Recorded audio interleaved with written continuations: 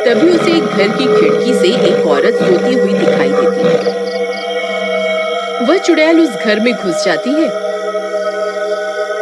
और उस औरत की चोटी काट लेती है। जैसे ही औरत की चोटी कटती है, उसकी नींद खुल जाती है।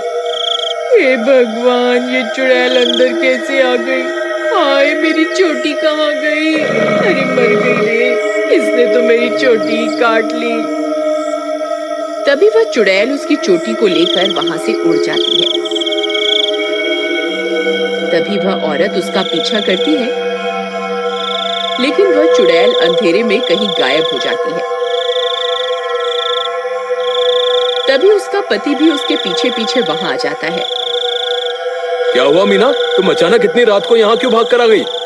देखिए ना, इस चुड़ैल ने मेरी चोटी ही काट दी और न जाने अंधेरे में कहाँ गायब हो गई है। हे भगवान, ये क्या हो गया? तुम तो ठीक हो ना? उसने तुम्हें तो कोई नुकसान नहीं पहुँचाया ना? फिर वे दोनों उदास मन से वापस अपने घर आ जाते हैं।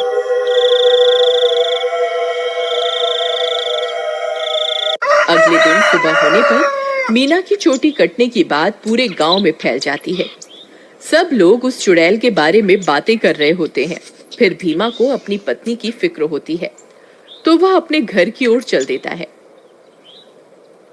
घर पहुंचकर वह अपनी पत्नी के कमरे में जाता है तो देखता है कि उसकी पत्नी अपने बालों को संवार रही होती है। अरे सुमन, तुम्हें पता चला? कल रात को मेरे दोस्त मोहन की पत्नी की चोटी उस चुड़ैल ने काट ली। मुझे तो तुम्हारे लिए बहुत डर लग रहा है, कहीं वो चुड़ैल यहाँ ना आ जाए।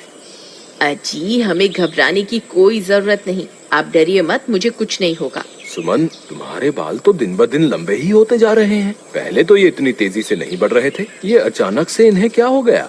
अजी, मैं अब अपने बालों की कुछ ज्यादा ही देखभाल कर रही हूँ ना, इसलिए। ठीक है ठीक है, तुम अपना ख्याल रखा करो। मैं अपने दोस्त मोहन से मिलकर आता हूँ।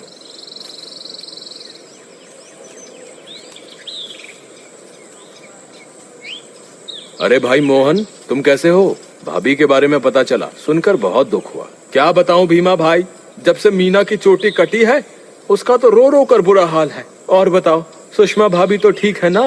अब तुम्हें भाभी का बहुत ज्यादा ख्याल रखना होगा, कहीं चुड़ैल उन्हें अपना अगला शिकार न बना ले। तुम सही कहते हो भाई, मुझे भी बहुत फिक्र हो रही है। ठीक है, अब मैं चलता हूँ।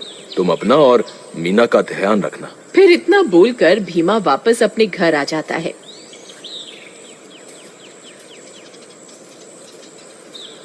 रात होने पर भीमा सो रहा होता है। अचानक उसे चीख सुनाई देती है। उसकी नींद खुल जाती है। वह इधर उधर देखने लगता है। सुमन कमरे में नहीं होती। वह बहुत डर जाता है। सुमन, कहाँ हो तुम? सुमन, कहाँ हो तुम? अरे मैं तो लुट गई, बर्बाद हो गई। ये चुड़ैल तो मेरी चोटी काट कर ले गई। हाय, मैं तो लुट गई। अरे, ये किसकी आवाज है? लगता है चुड़ैल ने फिर से किसी औरत पर हमला कर दिया है। मुझे बाहर जाकर देखना होगा। फिर वह भागकर बाहर जाता है और देखता है कि बाहर कुछ गांव वाले खड़े होते हैं। वह उनके पास जाता है। क्या हुआ भाई? ये चीख पुकार कैसी थी? क्या हुआ? सब ठीक तो है ना? नहीं भाई, अभी अभी चुड़ैल इस बेचारी की चोटी काटकर अंधेरे में गायब हो गई। हे भगवान, सुमन तुम कहाँ हो? मुझे वापस घर जाना चाहिए।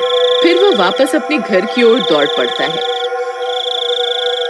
जब वो घर पहुंचता है तो देखता है कि सुमन अपने बालों को सहला रही होती है। वह उसे देखकर हैरान हो जाता है। सुमन, तुम कहाँ चली गई थी? तुम्हें पता है, अभी चुड़ैल ने फिर से